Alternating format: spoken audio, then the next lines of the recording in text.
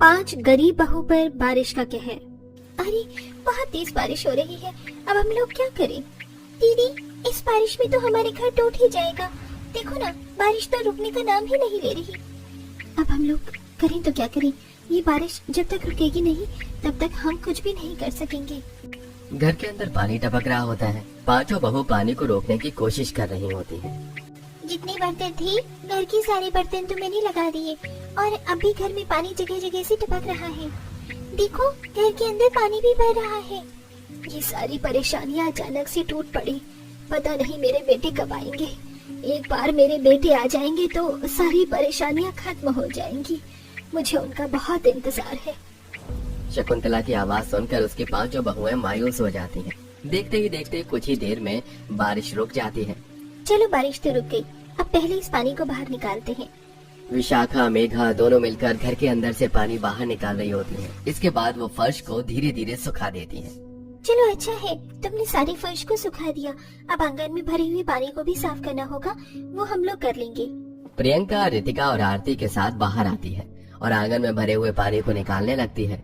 जब जब ये बारिश आती है, हमारी बहुत सारी परेशानियां सर पर ले आती है। मानो बारिश नहीं, परेशानियों का पहाड़ टूट पड़ा हो हम पर। अरे दीदी, कोई बात नहीं, ये बुरा वक्त भी धीरे धीरे चला जाएगा। हे भगवान, मेरे बेटे आ जाए तो सब कुछ ठीक हो जाएगा। शकुंतला के पांचों बेटे शहर में काम करने के लिए गए थे, लेकिन उन्हें गए हुए अभी 6 महीने हो गए थे और 6 महीने से उन्होंने घर पर आकर नहीं देखा था कि उनकी पत्नियों को और उनकी माँ को कैसी कैसी मुसीबत का सामना करना पड़ रहा होता है। चलो कुछ खाने के लिए बना लेते हैं। जैसे ही पांचों बहू रसोई में आती हैं, तो वो देखती हैं वहाँ पर बारिश की वजह से खाने पीने का सारा सामान गीला हो चुका था। देखो जरा, जितना भी खाने का सामान है बारिश की वजह से सब भीग चुका है। मिर्च मसाले तक भीग गए हैं। एक परेशानी खत्म नहीं होती कि दूसरी हमारे सामने खड़ी हो जाती है। अब हम लोग क्या खाएंगे? सही कहा, बहुत जोरों से भूख भी लगी है, पर हम लोग कुछ भी नहीं खा पाएंगे। हमारे पास तो पैसे भी नहीं है।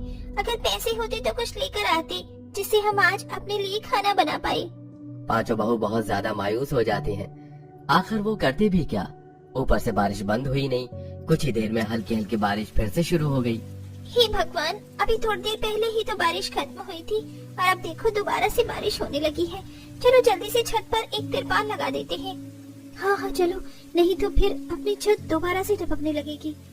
इस तरह पांचों बहुएं मिलकर गरीबी में जैसे तैसे गुजारा करती हैं। वो पांचों बहुएं एक साथ अपनी झोपड़ी की टपक रही पूरी छत को तिरपाल से ढक देती हैं और घर में आकर आराम से बैठ जाती हैं। 2 दिन से हमने खाना नहीं खाया। मुझे बहुत जोरों से भूख लगी है। माँ जी, भूख तो हम सभी को लगी है। मैं पड़ोस की बिमला आंटी के पास जाकर कुछ मांग कर लाती हूँ। इतना कहकर विशाखा हल्की हल्की बारिश में भीगते हुए विमला आंटी के घर जाती है। बिमला आंटी, दरवाजा खोलो, मुझे तुम्हारी मदद चाहिए। हाँ हाँ बोलो, क्या हुआ? क्या मदद चाहिए तुम्हें मेरी? बिमला आंटी, हमारे घर में एक भी खाने का दाना नहीं है, राशन का भी दाना नहीं। सभी भूखे प्यासे बैठे हैं। हमारी मदद करो और कुछ खाने को दे दो। अरे ऐसा क्या हो गया? तुम्हारे घर में खाना तक नहीं है? तुम 5 बहू हो, तुम्हारे मायके से कोई तुम्हारी मदद नहीं करता क्या? बिमला आंटी, हम पांचों तो पहले ही बहुत गरीब परिवार से आए हैं और फिर हमारे गरीब पति बेचारे जब से शहर में गए हैं वापस ही नहीं आए हैं। हमारी सास को इस बात का बहुत गम भी है। आप हमारी आज मदद कर दो, भगवान आपका भला करेगा। ठीक है भाई, ठीक है, अभी लेकर आती हूँ। कुछ बचा कुछ अगर होगा तो ले आऊंगी। विमला अपने घर के अंदर जाती है और बचा कुचा खाना लाकर एक पन्नी में करती है, जिसके बाद वो खाना विशाखा को पकड़ा देती है। ये लो खाना और ले जाओ। और हाँ सुनो, दोबारा से मेरे घर पर मांगने मत आना। मैं तो भाई हिसाब किताब से ही खाना बनाती हूँ और मेरे घर में फ्री फोकट का देने के लिए बिल्कुल भी नहीं है। ऐसा कहकर विमला अपने घर का दरवाजा बंद करके अंदर चली जाती है। विशाखा की आंखों में आंसू आ जाते हैं और वो खाना लेकर घर में आ जाती है। क्या हुआ? तुम रो के रही हो? ये खाना तुम कहाँ से लेकर आई हो? बिमला आंटी के घर से लेकर आई हूँ, लेकिन आज उन्होंने मुझे ऐसी ऐसी बातें कही कि मुझे बिल्कुल भी बर्दाश्त नहीं हुआ। अरे इतनी परेशानी हमारे ऊपर क्यों आन पड़ी है?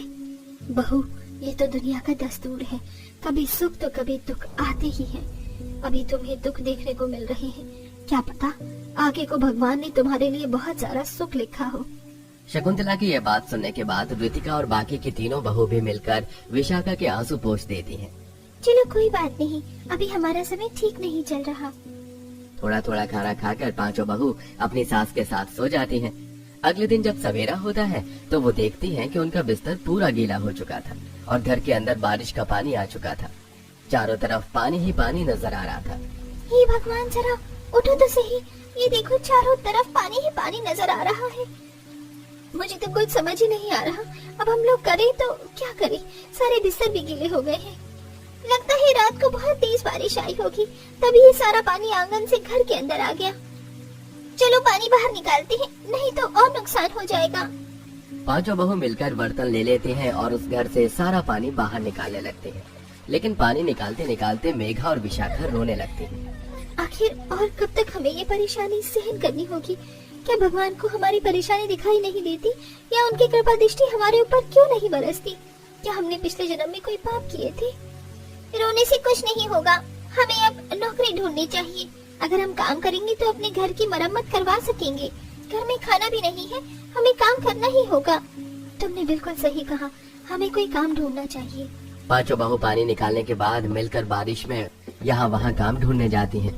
उन्हें एक फैक्ट्री में काम मिल जाता है, जिसके चलते वो पांचों पूरे महीने फैक्ट्री में काम कर करके पैसे इकट्ठे करती हैं और सबसे पहले बारिश से छुटकारा पाने के लिए अपने मकान की मरम्मत करवाने लगती हैं।